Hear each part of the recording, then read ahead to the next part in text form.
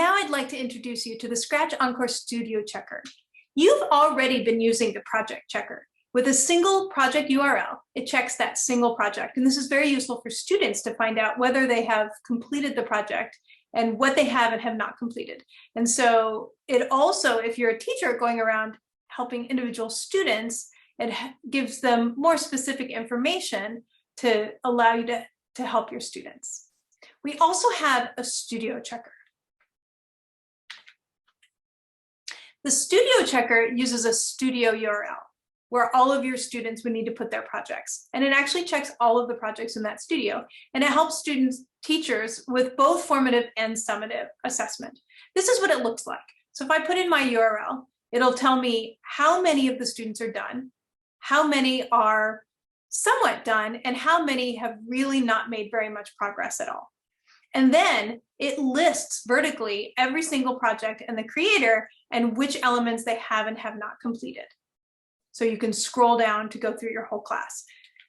This allows you to get a feel for the percentage of your class that's at different points in their progress so that you know where you are and maybe how much time people are going to need, or if the whole class is just really struggling, to bring them back for a discussion and talk to them and find out how they're struggling. It's also useful to identify individual students that might be struggling. Maybe they're not asking questions, but they're also not making progress. So you can go proactively, ask them how they're doing and try to get down to what is their barrier that is making it so that they're not completing the work.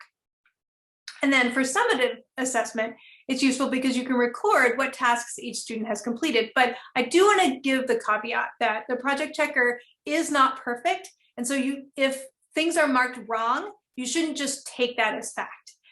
It's designed to make it much faster for you so that if students have completed their work, you can just say, yes, they've completed it. But for students who the checker is saying that they haven't completed it, it's still intended for you to take a second look to make sure that maybe there's a different interpretation that's valid of completing that task that we haven't thought of on our end yet.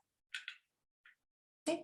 So what do you need to do to be able to use that? Well, you need to use the classroom feature of Scratch and create your own classroom and then add your students. And so there's lots of information on how to do that step by step. There are videos you can find online, and there's also material that we have step by step for doing that in our front materials. And then beyond that, you need to create a student-free studio for each activity and have the students add their projects to the studio. And then you'll be able to grab that studio URL and use it in the checker. So here's what it looks like if you're a teacher in the classroom. You can click on New Class Studio, and that's how you create a studio. And then from the student perspective, there's this button on the project page that says Add to Studio. And so if they're in your classroom, when they click on Add to Studio, it gives them a list of the studios that are in the classroom, and then they can easily put theirs inside of it. I hope that's helpful.